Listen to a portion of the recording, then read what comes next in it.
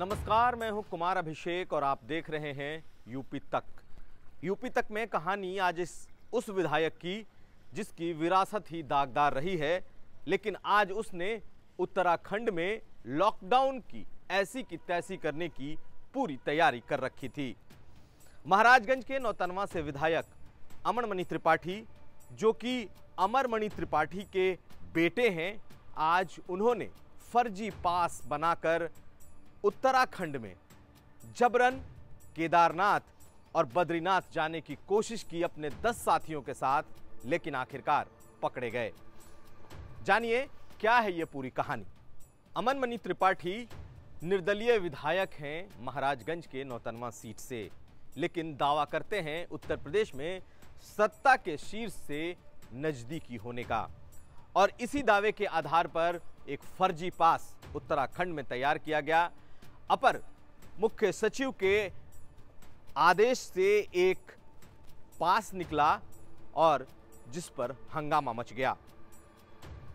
उत्तराखंड में क्या थी ये पूरी कहानी, किस तरीके से एक पास का बेजा इस्तेमाल किया गया, किस तरीके से अमरमणि ने अपने धौंस का इस्तेमाल किया, जानिए इस रिपोर्ट में। मुख्यमंत्री योगी आदित्यनाथ के दफ्तर को जैसे ही पता चला कि उनके पिता के 13वीं का इस्तेमाल अमरमणि त्रिपाठी ने अपने पास के लिए किया है, वैसे ही हरकत में आ गई पूरी की पूरी टीम। सीधे तौर पर उत्तराखंड में यह बता दिया गया कि इस विधायक के खिलाफ कार्रवाई की जानी चाहिए, और उसके बाद न सिर्फ विधायक अमरमणि त्रिपाठी बल्कि उनके साथ 10 और लोगों पर FIR दर्ज कर दी गई।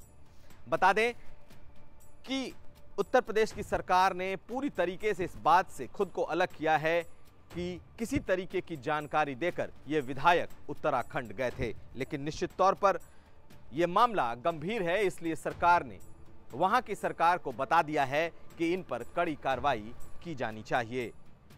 अब देखना यह है कि अमरमणि त्रिपाठी पर किस तरीके की कार्रवाई दोनों राज्यों में होती है।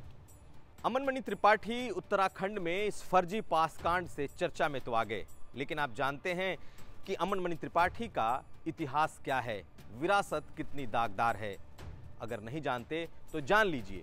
ये कभी उत्तर प्रदेश की सियासत के कद्दावर नेता रहे अमरमणि त्रिपाठी के पुत्र हैं, जो 2003 में एक वीर रस की कवियत्री मधुमिता शुक्ला के हत्याकांड में आज तक जेल में हैं। मधुमिता शुक्ला हत्याकांड देश का सबसे चर्चित हत्याकांड रहा। 22 साल के इस कवियत्री को मार डाला गया और हत्या का इल्जाम सीधे सीधे अमरमणि त्रिपाठी और उनकी पत्नी पर लगा था। ये इल्जाम न सिर्फ लगा बल्कि ये सिद्ध भी हुआ, और हालत ये है कि आज अमरमणि त्रिपाठी, जो कि अमरमणि त्रिपाठी के पिता हैं, वो और उनकी पत्नी दोनों लोग इस वक्त जेल में हैं और गोरखपुर जेल में सजा काट रहे हैं। अमरमणि त्रिपाठी का इतिहास की विरासत बेहद ही दागदार रही है, और उत्तर प्रदेश का शायद ही कोई शख्स हो जो इस परिवार को नहीं जानता। वो जानता है, और इसलिए जानता है क्योंकि एक उभरती हुई कवियत्री की हत्या का इल्जाम न सिर्फ इस परिवार पर था बल्कि वो इल्जाम सिद्ध भी हुआ।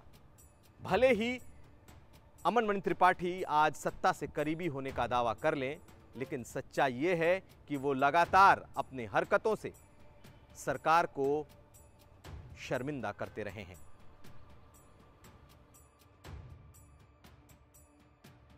तो ये थी पूरी कहानी अमरमणि त्रिपाठी और उनके परिवार के राजनीतिक विरासत की। आप देखते रहिए यूपी तक।